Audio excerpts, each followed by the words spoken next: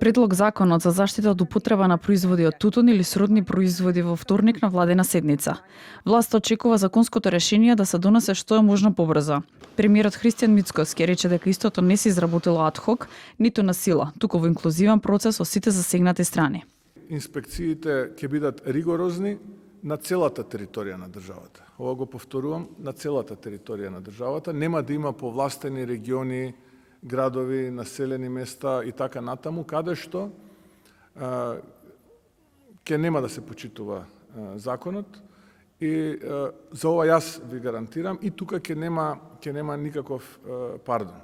Поред министерот за здравство, потребата од нов закон произлегува од тоа што постојниот закон е донесен во 1995 година, и иако во меѓувреме имал 9 измени, повеќе не одговара на денешната реалност. Азер Алиу посочи дека податоците се недвосмислени и тие се основата на јавноздравствениот пристап. Тутунот е поврзан со, за жал, кај нас со 3600 смртни случаеви годишно, односно околу 13% од сите смртни случаеви во државата.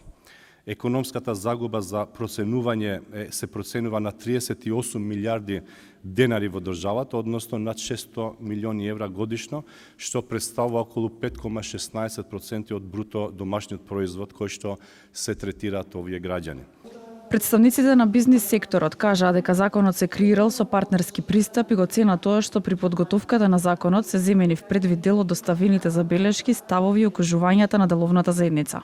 Одговорно стоиме на ставот дека се уште има области каде може и треба да продолжи конструктивниот диалог меѓу сите засегнати страни со цел соодветно регулирање на отворените прашања и наоѓање на решенија кои ќе обезбедат баланс помеѓу, на прво место, јавноздравствените приоритети, економската одржливост и усогласеноста со современите економски практики. Благодарност до премиерот и владата, како и до министерот за здравство, за инклузивниот и партнерски пристап во самото креање на законот, како и за фазната имплементација, односно така наречениот едногодишен грейс период, во кој што ние, како уцителски сектор, ќе имаме можност да ги преадаптираме нашите тераси согласно новите законски решенија, се со цел нашиот сектор да претрпи колку е можно помали економски последици.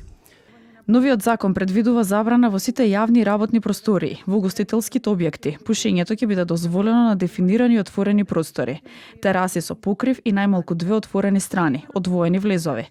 Регулација на никотински производи, вклучувајќи ги електронските цигари. Се забранува рекламирање, промоција, спонзорство и изложување на тутунски производи на видливи места во продавниците.